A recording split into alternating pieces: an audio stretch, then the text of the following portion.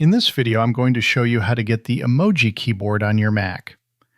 This is super handy when you're writing emails, sending messages, or posting on social media. The easiest and fastest way is to simply press Control-Command-Space. The character viewer window pops up, and you can pick any emoji you want. Now, if that shortcut isn't working for you, let's fix it in the settings. Open up your system settings, scroll down, and click on Keyboard.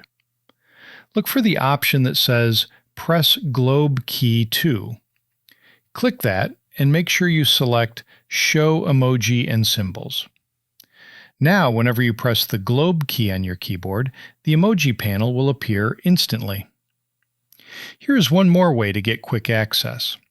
Under the Text Input section, click the Edit button.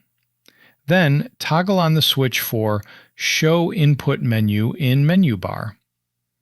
Now look at the top of your screen.